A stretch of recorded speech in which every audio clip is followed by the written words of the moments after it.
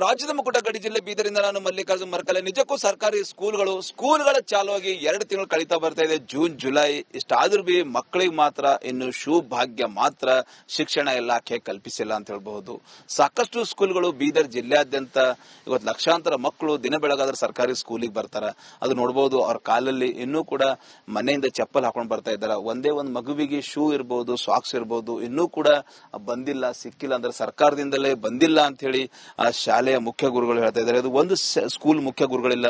ಪ್ರತಿಯೊಂದು ಸ್ಕೂಲ್ಗಳಿಗೆ ನಾವು ಸಾಕಷ್ಟು 10ರಿಂದ 15 ಸ್ಕೂಲ್ಗಳಿಗೆ ಭೇಟಿ ಕೊಟ್ಟಾಗ ಎಲ್ಲೂ ಕೂಡ ಇನ್ನೂ ಏನು ಶಿಕ್ಷಕರಿಗೆ ಮುಖ್ಯ ಗುರುಗಳಿಗೆ ಅನುದಾನ ಬರಬೇಕಾಗಿತ್ತು.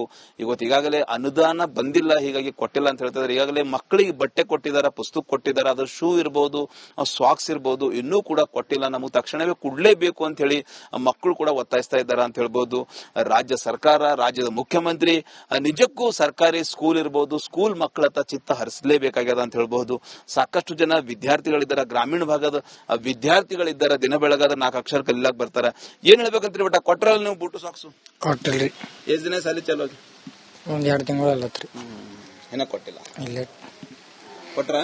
ಇನ್ನ ಕೊಟ್ಟಿಲ್ರಿ. ಏನ್ ಹೇಳ್ತಿ ಸರ್ಕಾರ ಕೊಟ್ಟ? ಬಂದೋಗ್ಬಿಟ್ಟ? ಇನ್ನ ಬಂದಿಲ್ರಿ.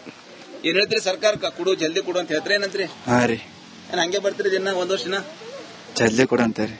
ಸೊ ನೋಡ್ಬೋದು, ಇದು ವಿದ್ಯಾರ್ಥಿಗಳ ಮಾತಂತ ಹೇಳ್ಬೋದು. ಇಲ್ಲಿ ಸಾಕಷ್ಟು ವಿದ್ಯಾರ್ಥಿನಿಯರು ಕೂಡ ಇದ್ದಾರೆ. ಈಗಾಗಲೇ ವಿದ್ಯಾರ್ಥಿನಿಯರು ಕೂಡ ನಾವು ಮಾತಾಡ್ಸರಿ. ಬಂದೋಗ್ಬಿಟ್ಟ? ಇಲ್ರಿ. ಎಷ್ಟ್ ದಿನ ಸಾಲಿ ಚಾಲು? 2 ತಿಂಗಳು. ಹಂಗೆ ಹೊಂಟ್ರಿ ದಿನ? ಹಾ ರೀ. ಕೊಟ್ರ? ಇಲ್ಲ ರೀ.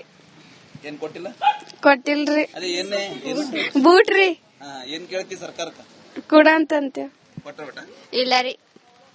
ಸೊ ನೋಡ್ಬೋದು, ನೀವು ಸಾಕಷ್ಟು ವಿದ್ಯಾರ್ಥಿನಿಯರಿದ್ರ, ಗ್ರಾಮೀಣ ಭಾಗದ್ದು ಕಾಲಲ್ಲಿ ಚಪ್ಪಲ್ ಕೂಡ ಇಲ್ಲ, ಆ ರೀತಿ ಸ್ಕೂಲಿಗೆ ಬರ್ತಾ ಇದ್ರೆ. ಬಡ ಮಕ್ಕಳು, ಗ್ರಾಮೀಣ ಭಾಗದ ಮಕ್ಕಳು 4 ಅಕ್ಷರ ಕಲಿಲೇಬೇಕು, ಏನಾದ್ರೂ ಒಂದು ಜೀವನದಲ್ಲಿ ಸಾಧನೆ ಮಾಡಲೇಬೇಕು. ಯಾಕಂದ್ರೆ ಇಂದಿನ ಮಕ್ಕಳು ದೇಶದ ಮುಂದಿನ ಭವಿಷ್ಯ ಅಂತ ಹೇಳ್ತಾರ. ಹೀಗಾಗಿ ನಿಜಕ್ಕೂ ಸರ್ಕಾರ ಸಾಕಷ್ಟು ಕಡೆ ಕೋಟಿ ರೂಪಾಯಿ ನೀರು ಹರಿಸ್ತಾರ. ಆದ್ರೆ ನಿಜಕ್ಕೂ ಶಿಕ್ಷಣದತ್ತ, ಶಿಕ್ಷಣ ಇಲಾಖೆ ಹಿರಿಯ ಅಧಿಕಾರಿಗಳಿರ್ಬೋದು, ಸರ್ಕಾರ ಇರ್ಬೋದು, ಏನ್ ಸರ್ಕಾರಿ ಸ್ಕೂಲ್ಗಳಲ್ಲಿ ಮಕ್ಕಳಿಗೆ ಇನ್ನೂ ಕೂಡ ಶೂ ಮತ್ತು ಸಾಕ್ಸ್ ಭಾಗ್ಯ ಕಲ್ಪಿಸಿಲ್ಲ. ಅದು ಕಲ್ಪಿಸುವಂತ ಕೆಲಸ ತಕ್ಷಣವೇ ಆಗ್ಲೇಬೇಕೆಂಬುದು ಒತ್ತಾಯ ಮಕ್ಕಳದಾಗ್ಯದ ಅಂತ ಹೇಳ್ಬೋದು. ಈ